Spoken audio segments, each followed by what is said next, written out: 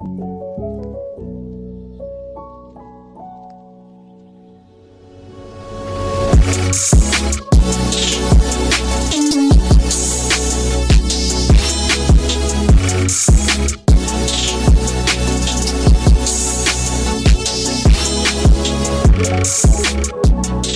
welcome back to Cougar Blitz. I'm Ami. This is AC, and then behind the camera we have that's our Jamie.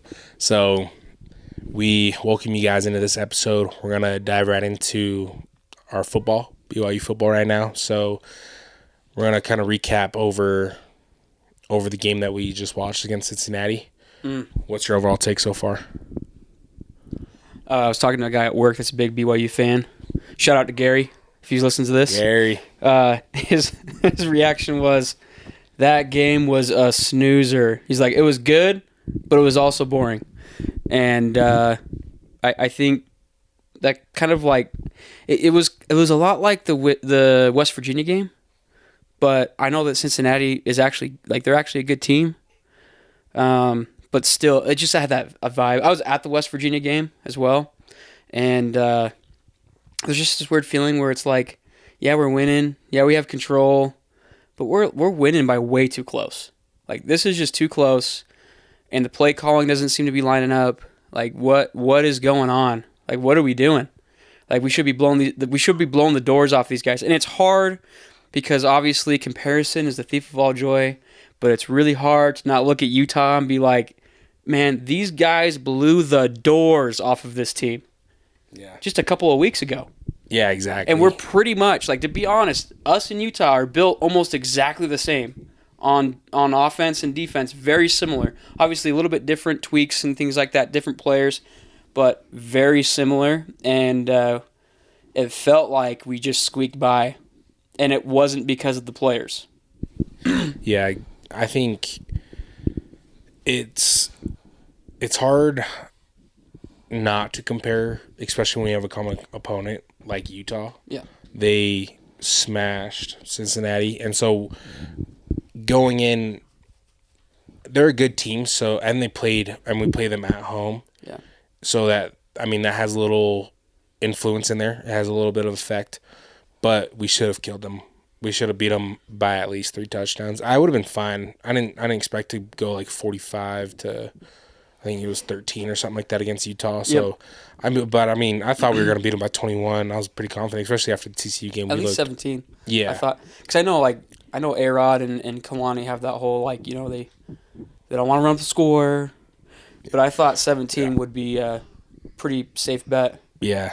I think there had to have been a meeting or something amongst the coaches that they are okay with running up the score to get into the college football playoff, because we had a garbage time touchdown. It was literally under a minute. We could have kneeled the ball out, but we decided to go score.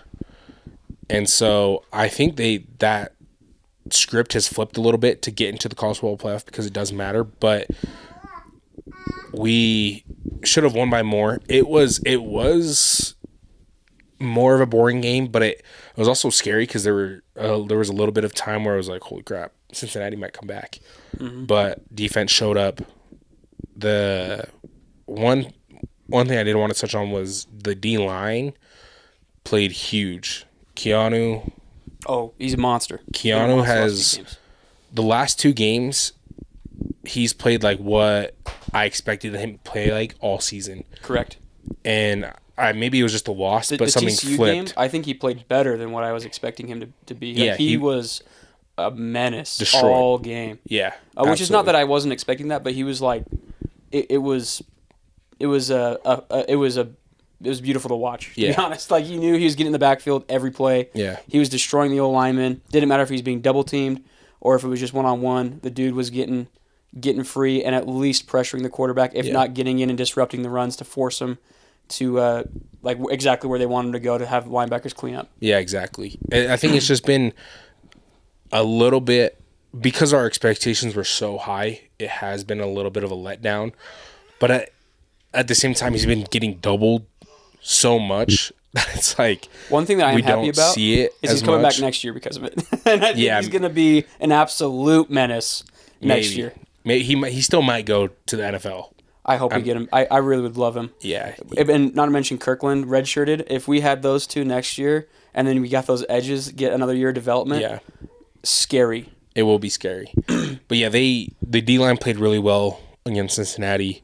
And then also the O-line, the 3 guards that rotated, Strofich, Mocassini, and Leusa, they played amazing. They're all really good. Yeah, the whole O-line played amazing, but I kind of want to shout them out a little bit more because they did really good on. I mean, they're just starting right now rotating. Waylon's out. Yep. And so those 3 and dudes he's our stepped best up O-lineman. big. Yeah. If I'm going to be honest, Waylon Lapuaho is our best O-lineman. I think, and we got some good brings, ones. Yeah, I think he just brings a different edge. He's a little more. He's a trash talker that gets everybody else fired up. Exactly. Yeah. So, yeah, those I wanted to shout those 3 out. And, of course, LJ Martin, man. Oh, yeah. Dog. Absolute dog this game. And this is how I've wanted to see LJ play a little bit. Jamie, or our Jamie. I just wanted to throw a comment out about LJ Martin. You know who he reminded me of this game, legitimately, is prime Adrian Peterson. Like shedding tackles, he would take 2 hits and keep going full speed. Like he was just shrugging people off, and I was like, man, that's prime Adrian Peterson. Like back when we were all in high school, like it was good. It was great. My favorite play, to be honest, which I think highlights what you're talking about. I don't know if you guys remember that play, but he had like an outside run, and I think it was number 0, DB, came up to take him, and then he just stiff-armed the crap out of him. And that DB, props to that DB, he held on for dear life. He was a good defender, and he tried. He genuinely tried. And LJ just kept on stiff-arming, and it wouldn't work, so he pulled his arm back, and then he just dropped his helmet and just started driving the guy like an extra 4 yards. Yeah. It was fantastic. Good for that DB, because he did make the tackle. Like I don't know how. He just didn't make it on the yardage he thought he would. Yes, but LJ, I was like, okay, that epitomizes what I want from LJ. Like, just nasty, like mean. I'm gonna throw you to the ground, and if I cannot successfully throw you to the ground, I'm just gonna run you over. Like, okay, fine, we're just gonna give up on the stiff arm, and I'm just gonna run you over. And I think that he legitimately would have run him over if help didn't come, to be honest. And that was just a nasty run. And there was the one where I don't know if it was the same player that he popped, and the dude's mouthpiece went flying like 20 yards. Different play, but yeah, it was a different play, but I think it was the same player. I've never seen a mouthpiece get thrown that far. Dude, I thought it was something from LJ, and I was like, oh, crap. And then they showed the replay, I'm like, oh. Well, you know it's bad, too, when the defender gets up from the play, shaken up, and LJ gets up, tosses the ball back to the ref, and he's like, let's go again. I'm good, let's go. Let's go again. Put me back in. When he ripped Nawahine out of the huddle. Yeah. Like, he's like, he got a little banged up, and then he like kind of stopped, kind of shrugged, and then he ran back over and pulled Nawahine and pointed for him to go back to the sideline, and then went and got a first down on 3rd and 2. Yeah, I don't know if that was nasty. Him doing that, or if the coaches were like, LJ, just go in. Just go like, get the first down. Yeah, you're going back in. You're not coming out. Yeah, and either way, though, I thought that the mentality was just like try to tackle me. Yeah. Like, I dare absolutely. you. And that's, feed him while he's hot. Because when he, at the beginning of the game, he's not, the first guy wasn't taking him down. I don't think there was one tackle that the first dude came up to hit him and he didn't break it or just like shook him a little bit. But LJ, 222 rushing yards, and then he had another. Like 40? Like 40, yeah, receiving. So. And that's, I hope we use him more with that receiving game, because the dude is, I think he's elite at like receiving out of the backfield. Yeah. And then you mix that vision with like the screen that they had. The vision and the screen mixed together is scary. And I think that we talked about in the first episode, like why can't we get some screens going? Like not wide receiver bubble screens. I'm talking like running back screens. We've got the dudes. I think Nawahine would be really good in that, like kind of like our boy Hinkley Ropati. Yeah. I think that he'd be great in that role. He's kind of like Hinkley, where he's got excellent pass blocking. He's not, like, his vision running up the middle isn't necessarily fantastic, but I feel like he's fast. I think he'd be great with those yeah. screens like we used to use for Hinckley. I think that would be like a nice wrinkle I'd like to see. And obviously, Isaac Rex would be fantastic in those. And I haven't seen Isaac. I don't even think I saw him take a snap. No, he didn't. Yeah, no. After the Texas Tech game, he didn't play. I don't think he played against TCU. Do you think he got hurt, or are they? He's not on the injury report. Maybe he's redshirting. I don't know. Does he have a red shirt? I don't know. I think maybe he medically redshirt, so he might have a red shirt. He might have an actual red shirt. Yeah. So they might just be redshirting him and just keeping him out for the next couple games, and then maybe we'll see him again in a bowl game or the hopefully college football I do playoff. think he's going to be a good weapon in the future. To Yeah. be honest, whether he redshirts or not, I think he's going to be, especially with an offseason being on offense. He's really athletic. He's really good. But yeah, LJ was a dog. Yeah, LJ played amazing. I mean, when you can make the first guy miss on every tackle, you're an elite running back. He's probably top 5 in college football right now, if we're being honest. He's probably top 5. Yeah. And I hope he comes back. Well, he's top of the Big 12. Yeah, in rushing yards. Yeah, he's by far the top. And that's not having played a whole game and then being touch and go in a couple. Yeah. I think the stat that I saw, I can't remember exactly, but he's well ahead. Like he's stoutly the top. He's the number 1 running back in Absolutely. the Big 12, and I think that he's Also, there was somebody actually that said that they believe he's their top 5 running back on the draft board right now. Yeah, absolutely. Which would put him in like the 3rd round? I can't remember who said Probably? it, but yeah. Second, third Probably round? second, third round, yeah. But also, shout out LJ for breaking 1,000. He broke 1,000 rushing. So, shout out LJ. Monster season. And I can't remember who. I think it was Jerome that said it, but I believe like preseason, they said if LJ goes for 1,000 plus rushing, we'll have a 10-win season. Yep. Something like that. It was like 9 or 10-win season. And 10-win season. Here we are. LJ's over 1,000 yards rushing. Look at us. And man, Who'd have thought? Not me. To be honest, with LJ, I was always scared he might get hurt. And so when he went down against Iowa State, I was like, no way. Not now. But it was just like Jack Kelly. It looked worse than it actually was. He's bounced back. Been a monster. They got something nice that they're giving those players. One or the other.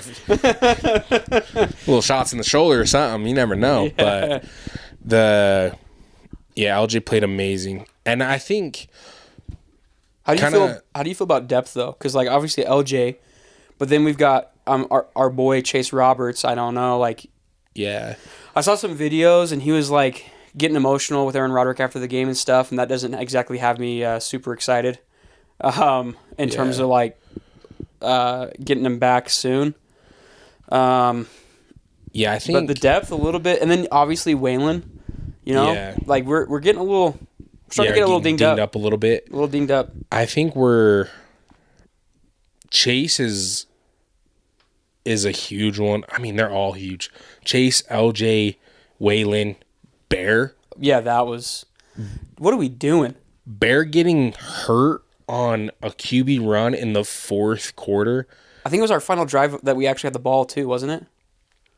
No. I think we had one more. I think it was second to last. I think it was second to last. Yeah. But still, the game was out of reach at that point. Yeah. Like it was.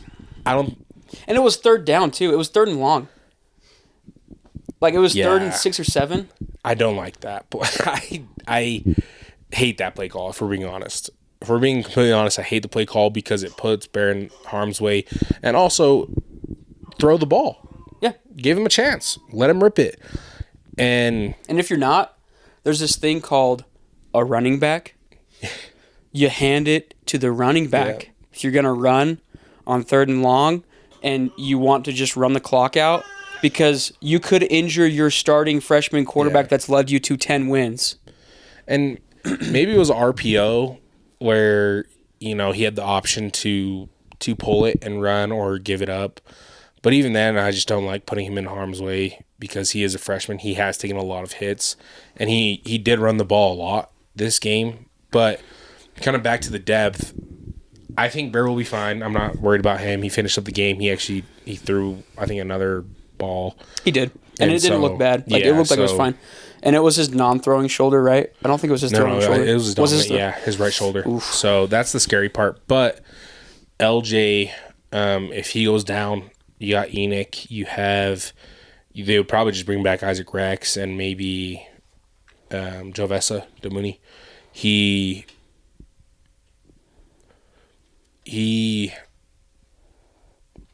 I don't know if they bring back Jovessa. He hasn't seen the field since West Virginia, but Enoch and Isaac Rex would be, starter and backup. Or there's a guy that played linebacker last year that switched over, Finau. Yeah, Lucky Finau. Yeah, Lucky Finau. Where's he been at? Like we played him in the Portland State game. Yeah, he didn't have bad vision. He looked good. He ran hard. Yeah, like I don't know what we're doing there, to be honest, because he's already been redshirted. Yeah, I don't know, to be honest. It's hard because they're all pretty good, and we're not sure what Harvey Unga sees or A-Rod sees in practice. So I think without LJ, LJ is just a different breed. Enoch is that hard-nosed runner where he'll hit the hole, get you 2-3 yards, put his head down. Isaac Rex is a little more shifty. He'll put his head down if he needs to, but he's about that speed, trying to hit the edge. And you saw that big time against Texas Tech.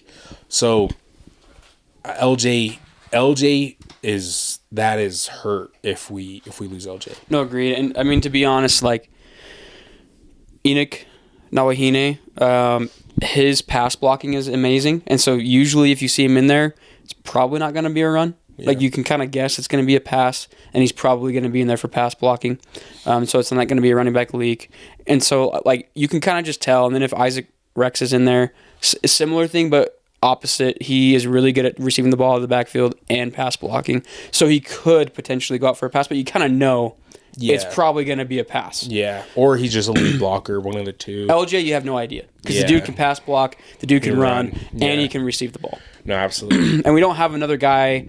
Not that I'm not expecting to have another LJ Martin back behind LJ Martin, but like a guy that can do all three phases at running back. We don't really have a guy like that, at least that we've played. If we had Shionomoa, it would have been 100%. I'd be way less stressed. But and Pokai Haunga, we still don't know what happened there, but he was kind of that guy too. Yeah. At the very least, he was a guy that could go get you some yards. He ran really hard, and he had really good, excellent vision. Yeah, really good vision. So I don't know. I'm kind of disappointed that happened, because he would have been fantastic to have. No, they would have. Both of them would have been. Just. And it looks like Sione's probably going to redshirt. They're going to get him a medical redshirt probably. No, guaranteed, yeah. So he's not playing until the conference championship game if he plays it all this year. Yeah, I don't know the status of his... Yeah, it's all based on his actual health. Yeah, exactly. And his thing was weird because it's like some kind of a blood clot type thing. It's from the inside, and it came because he had surgery on his leg, and then it maybe redid something, but it really depends on his health if he'll come back for the championship game or if we make the college football playoff, he might come back. Who wouldn't want to play in the college football playoff? Yeah, right. But his thing's very unique. Like it's not like it's not like they can just shoot up his shoulder and he can go figure it out. Like this is like if they make a mistake, he could die. Yeah, and lose his leg. Or at the very least, he could have paralysis or like something not great. Have a stroke because we're talking about blood clots and things like that. Yeah. So I'm not exactly sure. I'm not exactly sure what it is, but yeah, it's something that you definitely don't want to push too hard. No, and it's something that is just very unique. Yeah, and kind of last thing that I did want to touch on was the wide receiver depth. If Chase Roberts is out, which I'm a little more optimistic just because he took himself out. I think he's like, hey, my hammies felt something. I think he took himself out. And I don't think he got walked off. Like I think he jogged off. He jogged off. So that's at least good because like hammies are obviously you don't want none of that. Yeah, and so hopefully rest him up, and that brings into the point of our wide receivers need to step up, right? Yep. You got. Other than Parker Kingston, Big time. Yeah, JoJo needs to just be if Chase is out, JoJo's got to be that number 2 or number 1 because I think he needs to be the number 1, to be honest. Player. And then Parker Kingston's the only wide receiver that really did anything except for JoJo had that one big catch where they reversed the call because he called it incomplete. But, Cody Hagan, we saw him a lot, and so Cody Hagan, I really like him, but I just feel like he the thing that I think he's perfect for jet sweeps. They've been doing it, but the problem is he just does not hit the edge. He gets a little too cute. Yeah. Like when he sees a guy coming in, instead of just outrunning him to the edge, which I know he has the speed for, like Parker Kingston does, he thinks he needs to start juking before they actually are in position. And I think it just kind of He had that happen 3 times. Yeah, he'll in the last game. And he'll start to develop it a little more, but yeah, I think Cody needs to step up big. Number 7 out of nowhere has gotten a lot of reps. I want to call him Frankenstein. I know that's not how you pronounce his last name. But I know, same. But do you know how to pronounce it, Ethan? Yeah, because he might be a cousin to a teacher at Bingham, Frischknecht. Uh-huh. Okay. There you go. He's got elite size. Yeah. His size is great. Out of nowhere. He's a baller. He caught a few good passes. Yeah. Against TCU. I don't know if he had one against Cincinnati, maybe one, but if just those 3 dudes, right? Cody Hagan, JoJo Phillips, and Frischknecht can step up, it would just help so much. Just because it feels like Bear is literally only throwing to a couple people. But yeah, that's exciting. And then with UCF coming up, it'll be big time. Before we go on to that, A-Rod's play calling, I think, needs to be better. Okay, we'll be quick pause real quick, and we'll be right back.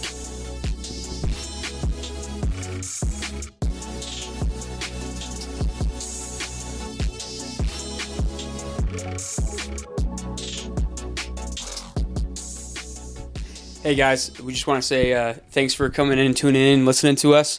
Overall, we just are super grateful for this opportunity and super excited with some of the things in the future here at Cougar Blitz. Got some great plans and looking forward to really growing this thing overall. And we hope that you can like and subscribe. Share this video with everybody that you can find that loves Cougar football or just wants to listen to 2 goofballs talk about sports.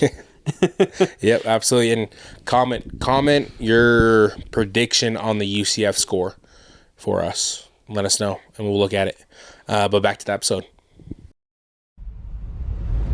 All right, so getting back to it with that UCF game. Ami, what do you think? What do you expect? I guess is the first thing. What's your expectation for this game? So I expect a blowout. I think. See, because we're recording this on Monday, we don't know injury report. We don't know who's actually going to play. Regardless, though, to be honest. Yeah, we should kill him. But you look at Houston's record, it's not very good. UCF's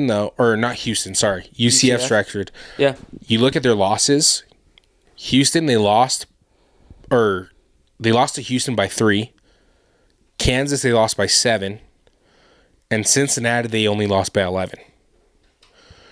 So, Cincinnati, Houston, top of the Big 12. Some of the best teams. Close games with them. So, it should be a blowout. And hopefully, if we're healthy, it should be a 21-0 plus blowout. Yeah. No questions asked. I honestly don't think they score that much because they're a run-heavy team. I did the math. 68. They run the ball 68% of the time. Run-heavy team. We are a run-stopping team. Very good at it. Coverage is very good as well. So, I mean, I could see them maybe putting up a couple points, but I think it's a blowout. No matter what. It's just like the most BYU thing ever would be to lose this game. Yeah. It really would be the most BYU thing ever. But our Jamie. And I got something on that specifically because this is a home game again. If we win this game, it'll be the first time since 2007 we go undefeated at home. Huge. You said since 07? Sorry, 2020 where we went 7-0. Or I'm so 2020. sorry. Since 2020 when we went 7-0, be the first time in 5 years we've gone undefeated at home, and then it would be the 7th time BYU went undefeated at home since 2000. It is a home game. It is a home game. But But it's also midday. not just midday, it's 11 a.m. So it's an early kickoff. I don't like early kickoffs. No, we're 19. We play the best at night. We're vampires. Vampire is Cougs. what people like to say. Yeah, vampire Cougs. But Well, it's because once the spirit goes to bed, the boys come out to play. the boys come out to play. Yes, sir. The thing, though, with this game being an early kickoff, well, I mean, honestly, it really wouldn't matter what time we played. Shouldn't. I think 100%. Kalani's mindset and just the whole coaching staff's mindset is we need to get into the college football playoff. How do we do so? Beat this team by 48 points to dominate. And that's the message to the team. You right? It better be. I think Kalani, yeah. I don't know. I'm not so sure about Aaron Roderick, but Not so sure about A-Rod. See the game plan there. Maybe some bubble screens. But to be real, they want to make the college football playoff, and they know what's at stake with this game. And so what do they have to do is blow out this team. I think Kalani gets the boys ready and has them super focused because, yeah, everyone's talking about, hey, after we win this week, go to Texas Tech. That's all you hear on bigger podcasts, bigger stuff, BYU channels, BYU, podcasts are talking about this is an important game. It is, and I think we just have the boys ready. What about you? What do you think? yeah, I mean, overall, UCF, they're just in a rebuild right now. They just got back one of their best coaches they've ever had in a long time in Frost. He had a disappointing stint at Nebraska, like every coach that goes there. I don't think it was necessarily him. I just don't know what it is about Nebraska. I think it's hard to get them back into a winning mentality. But he's an excellent coach. So he's going to have these boys coached up. They are 5-6. That's something that scares me because that's a team that's coming in. They're going to be like, this is for our bowl game, or this is our bowl game. Yeah. That's the mentality the Knights are going to have. And to be honest, like this game against a top 15 team is a better game than whatever bowl game they're going to get into if they beat us. Yep. So they're going to be motivated. I just want I want to channel all of that juice, whatever LJ had for dinner before that game. Make sure the whole team has it. Like I don't know what it was, but just make sure everybody eats that. It was Mo Betta's. Mo Betta's. It was Mo Katsu Betta's. from Mo Betta's. Katsu? I don't know. Could have been some of that pulled horse as Pull well. horses. Nah, he's not tonguing. Hey, But hey, that statistically speaking, that he actually did does throw up the make you. tees. He did throw up the tees against TCU. So you know what? Maybe his teammates pulled out some horse and No gave joke, some that stuff works, dude. No joke. most lean protein you can get. But over our Jamie, Let me throw a couple stats at you from one of the last times we played UCF where Zach Wilson may have been maybe eating some of that horse too. This was in 2020, the we Boca Raton played them Bowl. in the bowl game. We played them in the bowl game, Yeah, right? yeah. And these are big names, Zach Wilson and Dylan Gabriel. Okay, Both polys. both Paulies, both great, both great quarterbacks. Zach Wilson, do you guys know how many yards he threw for? It was in the 300s. 425. Oh, dang. What was it, like Three four, touchdowns. 3? 2 running touchdowns on Zach. So the dude was balling out, but we won 49-23. Do you think this quarterback matchup is going to be similar? I'm sorry, but who do they have at quarterback? No disrespect, but I forgot his name. Actually, I mean, I saw his stats the other day, and like they're not. Is it Trayson Bourget? No, it's not. It's not that guy. no, that's our backup QB, our third string. Yeah. No, Because he'd probably do a better his job, stats, is what I'm saying. Yeah, his Tavian stats Jackson, aren't bad. Tavian Jackson. Tavian Jackson. His stats actually aren't bad, and I mean, he's got. So here's what he's got. He's got 1,919 yards passing, 8 tutties, Yep. 8 INTs. Oh yeah, I didn't know the INTs. Yeah, that's not good. Yeah. But that's probably why they run the ball 68% of the time. Well, and then him rushing, what has he got? He's got 50 carries for 96 yards, 3 tutties. Yeah, they're running. They're big running back. The running though. back's good though. Yeah, he's pretty solid. Montgomery. Yeah, Miles Montgomery. And their O-line's not too bad. They definitely have helped out there quite a bit with help open up some holes.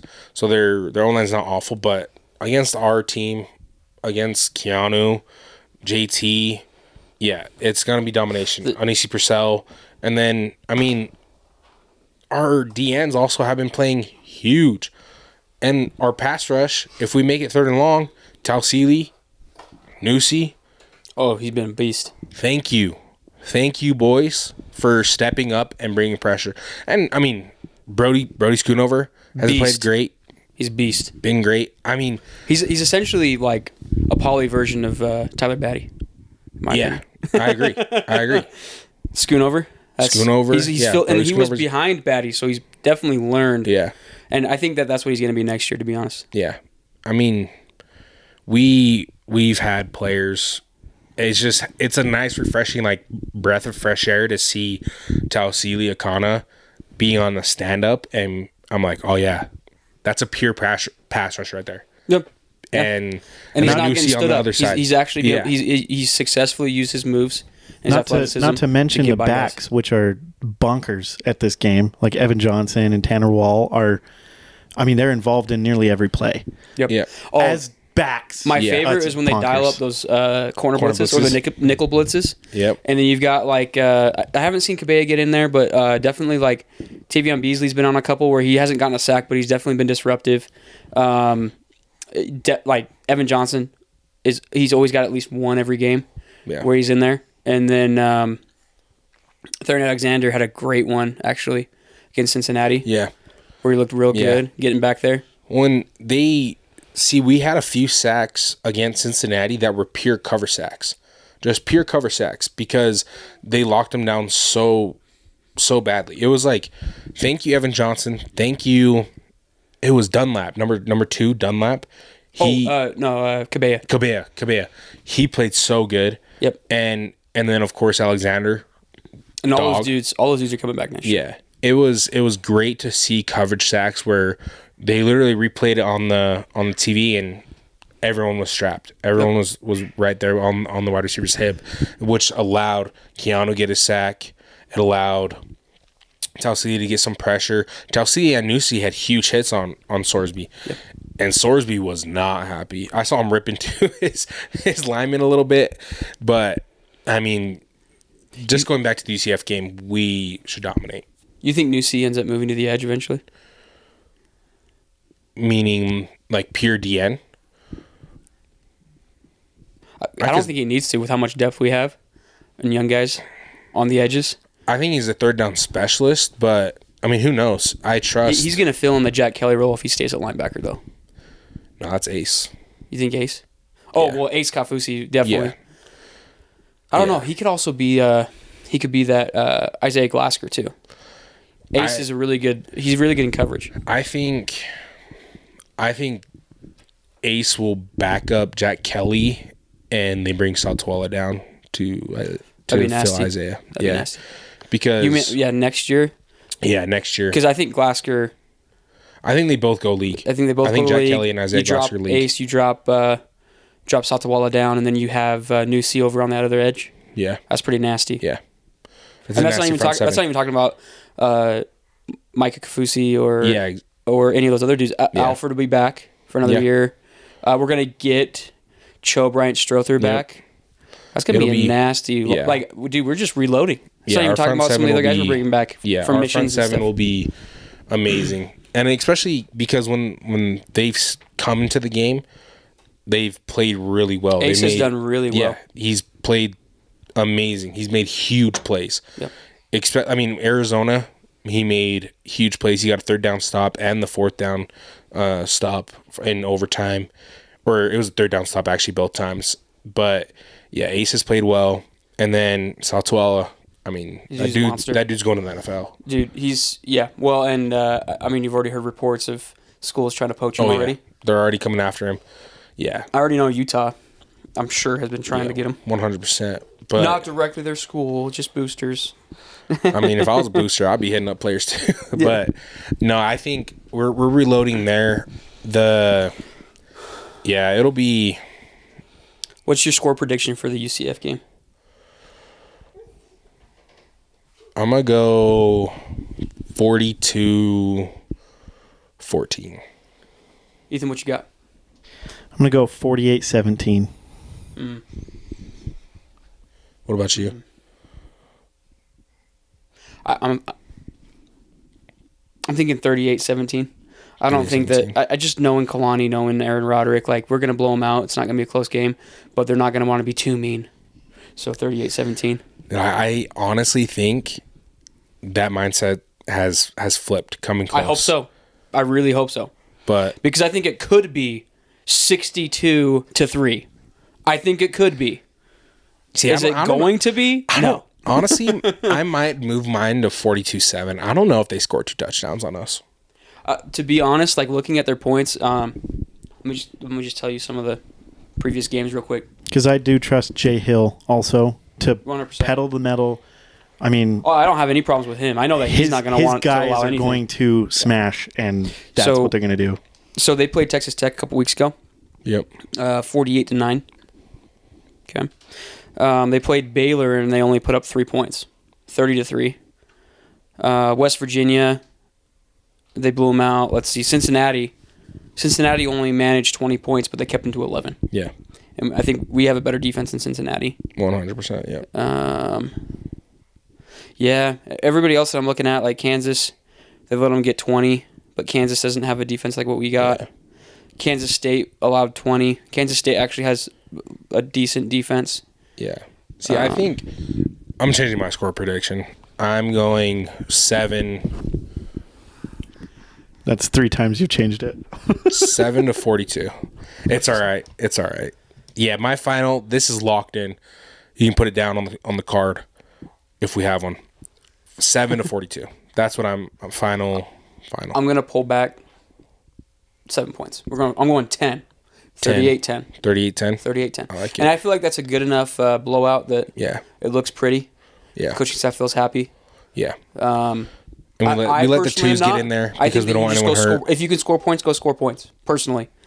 But maybe that's not why I'm coaching football. I think, though, we do pull it back a little bit just because we do have guys banged up a little bit.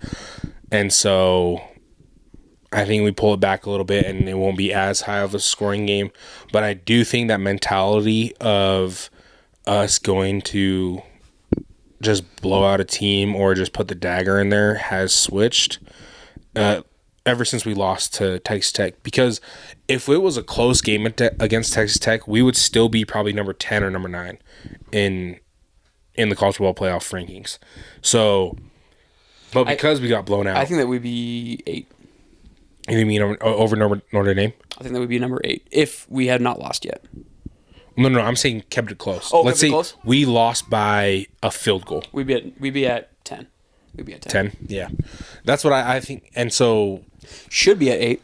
We should. But I think with us getting blown out and now the national narrative is that we're going to now we have a chance not to make the college football playoff if we lose in the college football or our conference championship game. Because that's the national narrative, I think Kalani and the whole coaching staff was like, yeah, no more Mr. Nice Guy. Let's go put the dagger in. Let's run the score up a little bit. Just so that national narrative, when they're looking back at the last couple games, man, they blew out TCU. They handled Cincinnati on the road. UCF beat them by 40. And that way it's a little bit better of a national narrative than... Yeah, it comes back to what we talked about. I think Ethan and I talked about it last episode. We talked about it in our first episode. There's only 2 paths to the playoff. Path 1 is you win your games. Yep. Doesn't matter. You just take care of business. And then you take care of business in the championship game against Texas Tech. Or, which I think is the less likely scenario, because until I see BYU beat Texas Tech, I can't say that I'm not going to be like a Utah fan and be like, on paper, we would win a rematch. On paper. I'm not going to be like that because guess what? We lost the game. Yeah. There is no on paper. Yeah. There's a big L on that record. So until I see it, I just can't bank on the fact that we're going to do it. Not that I don't have hope in it. Like I do think that we'd stand a chance in a rematch, but I can't say that that's the easier path because it's not. The other path is we blow out our last remaining games, which at the time was TCU and Cincinnati. We didn't blow out Cincinnati, so now we really need to blow out UCF, and then we play a close game against Texas Tech. Yeah. And whether that's a win or a loss, we play a close, good game and show the committee that we are still legit because they know that Tech is a Top playoff five. team. Top 5 right now. I mean, in my opinion, they should be number 4. I think they should be number 4. At least number 4. Yeah. They've only lost one game, but yeah, Texas Tech. I think if we go to the championship game, and this is, I mean, we're kind of moving on from the UCF game. We all think it's going to be a blowout, easy peasy. Yep. But kind of moving on from it, and looking at the conference championship game, if we go in there and get smoked, and the same thing happened, belt to butt, We're not going to playoff. over again. Yeah, we're not going to the playoff. But I don't think that happens. I think the boys are ready. I think Kalani will have the team ready. I think Jay Hill will Hill's going to have them ready. have them ready. And I think it'll be a close game. And if we lose close, and I hate that I'm like, oh, if we lose close, because it should be the mentality of let's go win that game no matter what. And I think that's the mentality of the team definitely has that mentality, but we're fans. So. Yeah.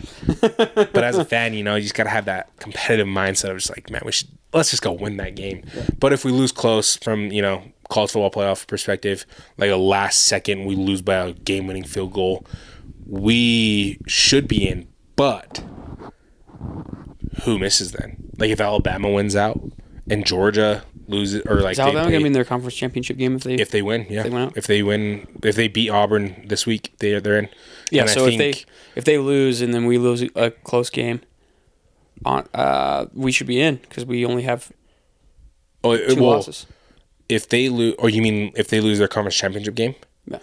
See, but we should be. But do they penalize? This is the whole scenario. We're going deep tone right now, but if they lose in their conference championship game, do they get punished for being in there and losing that game when Notre Dame, Oklahoma, Ole Miss all didn't go to a conference championship game? Oregon, like if Oregon went to the conference championship game, and I mean that's if Michigan beats Ohio State and things fall into place, but let's say Oregon goes into the conference championship game and Michigan somehow gets in there and Oregon loses, who are they going to punish? Because whoever they punish for being in the conference championship game and losing, that means conference championship games do not matter. That's what I mean, to be honest, conferences are going to start canceling their conference championship games. There's gonna be teams that number 1, number 2 that's like, oh, I'm locked into the college football playoff right now. If they do that, I'm not gonna go to conference championship. Just put someone else. And if the college football committee makes it that way, then by all means, that's how it is. Yeah, cancel it. Like, go play an extra bowl game or something. Well, look at it this way: like if we got rid of the conference championship game, the Big 12, if they didn't have one this year, and let's say that one of those top 12 teams drops a game, but BYU, Utah, BYU, Utah, and Texas Tech all win out, we would have 3 Big 12 teams in the playoff. Yeah, which would be amazing for the Big 12. Which would be great. Yeah. And then you flip it and you look at the other conferences. The SEC could have, 6? Yeah. If they didn't have a conference championship game. The Big 10 would have 5. 5, yeah, something like that. If there was no conference championship game. But the thing is the committee has already laid out this groundwork of oh, well, somebody asked that. Our team's going to be punished for that. And their response was very, wishy-washy, but essentially admitting that, yeah, we are going to analyze all of the games.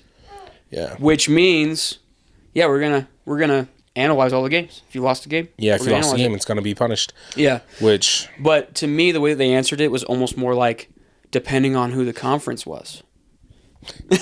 yeah, I mean, Because if Bama ends up losing a close game, of course it's going to be, but they lost to A&M, which is the number 2 team in the country, or 3 team. What are they? yeah, Did they drop to number three? 3. Yeah. And the number 3 team in the country, BYU got beat by the number 5. So that strength of record is blah, blah, blah, blah, blah, blah. And then they're going to do the same thing. Like, we already know that they want, like, the SEC gets what the SEC wants, and they've already said that they want 8 teams in. Yeah. They want half their conference in. Yeah. Like, that is garbage. Yeah, half it your is. conference? Yeah. We're over here vying for 2 teams and trying to say that we deserve 2 teams, and the SEC deserves 8. Yeah. No, I mean, they definitely won't get 8 in, but right now I think there's 5 of them in there. And so And maybe 6. if you're a true BYU fan, I'm looking at you, BYU fans. We are hardcore Auburn fans. Yeah, yep. I was just going to say, Auburn or Michigan? Yes, Auburn and Michigan. I'm a big Michigan fan this week. But one thing I Well, want to... actually, to be honest, I kind of want Ohio State to win because then we don't have to even worry about Michigan getting in the playoff. That's fair. Talking strength of record versus strength of schedule. Here's some interesting stats for you. BYU owns the number 6th strength of record, according to ESPN. Behind Oregon, behind Oregon, number 5, ahead of Ole Miss, number 7, and Oklahoma's 8, Alabama's 9, Notre Dame's number 12. So on these teams that you're talking about, we still, according to ESPN, have the 6th best strength of record. Strength of schedule is kind of where we fall. We have the number 28 strength of schedule, but we're still ahead of Ole Miss, Notre Dame, Indiana, Ohio State, and Texas Tech. Yeah. Texas Tech was 56th. One thing that I want to talk What about. number are we? We're 28th strength of schedule. And where does Alabama, Notre Dame, and Oregon fall? Notre Dame is 34. Oregon, it doesn't say. Ohio State's 52. Texas Tech 56. Ole Miss 33. Indiana 38. Ohio State has had a cupcake Big Ten schedule. Yeah. I mean, I'm not saying they're not good, but they've gotten a favorable schedule Yeah. for sure. Them and Indiana, they've both gotten an extremely. And I mean, the Big Ten knows that if these guys have less than, or at least around 2 losses, they're going to get in the playoff. Yeah. And so they're not too concerned. Of course, they're going to give them cupcake schedules. Why wouldn't you? Right? And the Big 10 or the Big 12 doesn't do stuff like that. I almost wonder if they should start doing that. Or like scheduling FCS teams, your second to last game in the schedule. Yeah, number 8. How is that Yeah. even legal? How did the SEC get away with that? I don't know if you saw Dan Lanning kind of throw that out, shade on that, which I don't like. I'm not a huge fan of Dan Lanning, but I really like that. Well, Dan Lanning and Dave Portnoy both threw shade at that. Yeah. Portnoy's been my boy. I love Portnoy and the way he's dressing up as a Cougar fan. BYU, Dave Portnoy. Shout out Dave Portnoy. If you somehow see this, we love you, bro. Because we got good pizza too. One thing I know, we have all right pizza in Utah. Good enough. I haven't tried the best one that you rated at 8.2 or 8.1, whatever it was. But Dave Portnoy will be on the cut, announcing the cut, which I saw. So he's like, hey, this is Dave Portnoy, you're watching the cut. Look out for that tomorrow. I saw a clip of him doing it. We got to get him to Provo again. Yeah, we got to we see need if he to. can come to Provo next year. Or if the playoff, when we get the playoff, we got to manifest it. When we get the playoff, we got to get that big noon. We got to get him out here again.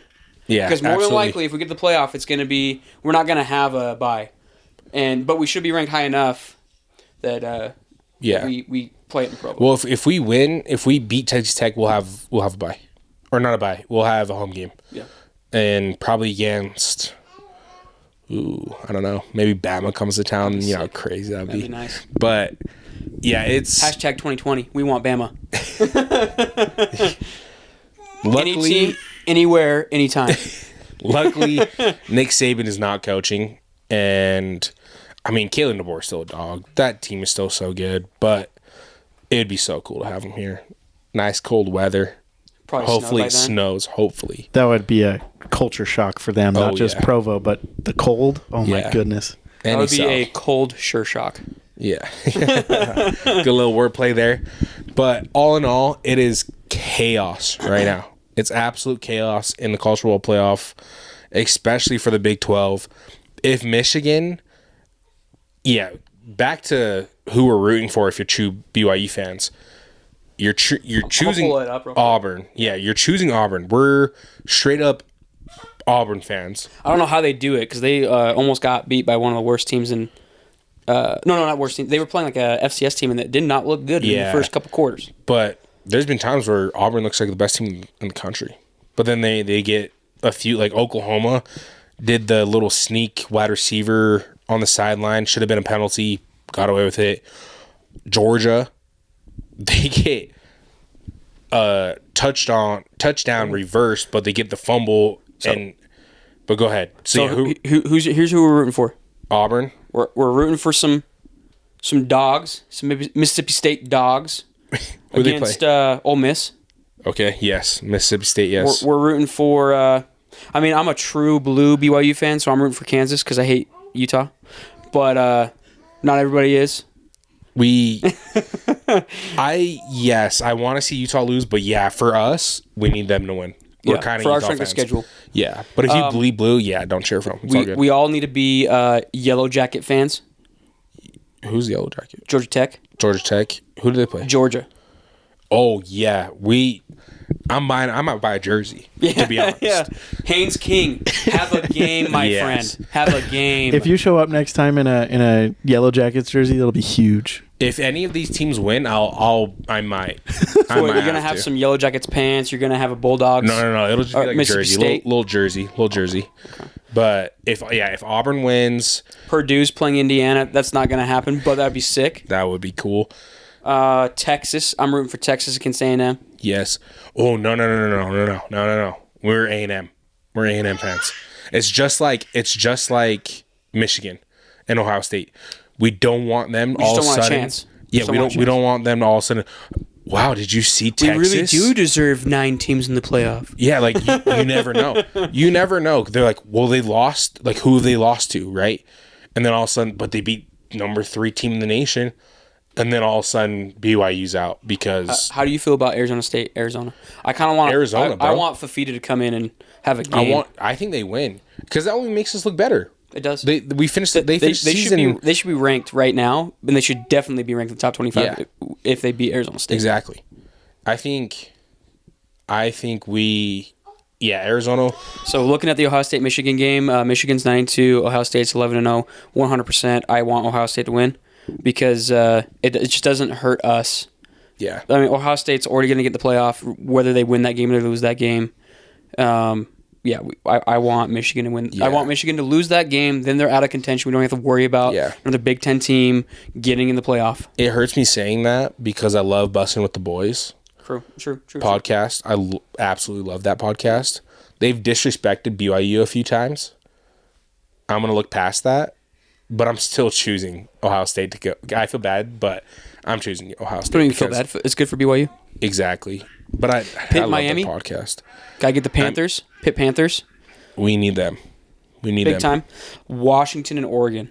Washington needs to show up. Go Washington's been a really good team, and then they've been a really Jekyll and Hyde. Samote Pepa plays for Washington.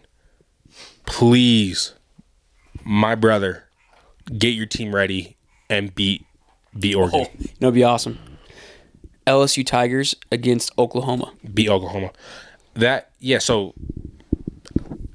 I don't know if our Jamie had the list written down there, but we are fans of let's list this off. LSU.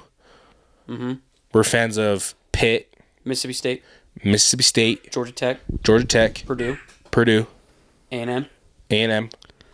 We already said Ohio State, right? Yep. Ohio State, Washington, big time. And then, Go Washington, dude. Tennessee. I want the Ducks to I'm lose. a Volunteers fan for the first time in my life. I know, it's hard to say that. Because I want them to beat Vanderbilt and just get Vanderbilt just not even talked about anymore. Not even in contention anymore. Yes, absolutely. Because then we got them both at 9-3. Yeah, and Bussin' with the Boys. There's a huge Tennessee fan on there. I'm rooting with you, brother, all day. Yeah. And then Auburn. And Auburn. Them Tigers. Auburn. Honestly, another one that I kind of want. I want UCLA. I want Iamaleava to come and have a game, beat USC, so that they're out of contention. That'd be crazy. I would. They love should that. be out of contention. Period. But somehow they're Yeah. 15th with 3 losses. And of I don't course, know how that works. Kansas. And of course, Kansas. Yes. And Kansas. Yep. And Yep. Kansas. Oh, and Stanford, dude. How great would that be if Stanford beat Notre Dame? Hey, Andrew Luck. Get as whatever the GM, juju you got. Dude, just go put your pads on. You got some eligibility, right? I don't think Dude. he was a senior. He might. He takes a few snaps, breaks a few tackles, brother. Well, the dude will show up in Can we get Christian McCaffrey on the roster? Yeah, get Christian McCaffrey and Andrew Luck. Everybody's there. No, yeah, we'll hopefully maybe we put up a graphic of those teams that you cheer for, and you just are hardcore fans with them. We are one with those fan bases this weekend. Yeah. On the Twitterverse or Xverse, Yes. get on there and shout out to all those guys. Get them some love. Get them some Absolutely. motivation. Absolutely. Maybe buy them some energy drinks. Maybe we make maybe I talk a little trash on those teams, and then we cut it up and just so it's like bulletin board. I'm a nobody, but who knows? They just see a Give them what we random need to give video. them. Give them what we need to give them. I heard Dan Lanning just said Washington's awful. Just crazy stuff you never like know. that. Dan, I mean, he said that Washington doesn't even stand a chance. I think he said it was a blow up. He says that they have the worst roster in all of the Big Ten. Yeah, that's what I heard. Are you gonna accept that, Washington? You better tell your boy. Yeah, Peppa. If you're watching this, dude, Dan Lanning talking some stuff. You'll be ready, I believe. So obviously, wrapping that up, we'll have a lot more to talk about after these games. Obviously, this weekend. Happy Thanksgiving, everybody. By the way, Yes. These players are gonna get some good food, play some good football, hopefully, especially those teams that we named off. Yes, absolutely. I would 100%. This is the year, Georgia Tech. This is the year. I've watched. I don't even like any teams in Georgia, but I've watched you play Georgia every year for the last 4 years, and you've let me down at the end every time. They've been close. This is the year. And have you heard what Kirby Smart said about Georgia Tech? Well, he doesn't like him. I know that. So It's a blowout. he's talked mad trash in the 42-0. past. Georgia Tech has no chance. Yep. But thank you guys. That's kind of wrapping up our episode. Well, there's a couple other things. Yes, I was about to mention that. The women's soccer, BYU women's soccer, they just got eliminated, unfortunately, but amazing run. Shout out to their goalie, transferring from Utah, came in. That's a big transfer. We like Big that. transfer. She wasn't even on the team to start the year. BYU's original goalie gets hurt. She comes in, out like literally wasn't on the team. They saw her. They knew she played at Utah. Come be our goalie. Just watch the PKs. She's amazing. She fires me up. I could go on probably for another 5 minutes, but shout out the women's soccer team. You guys are ballers. Yeah. We cheered very hard for you guys. To be honest, it started off as an extremely disappointing season. Yep. And it ended, I think, how they expected.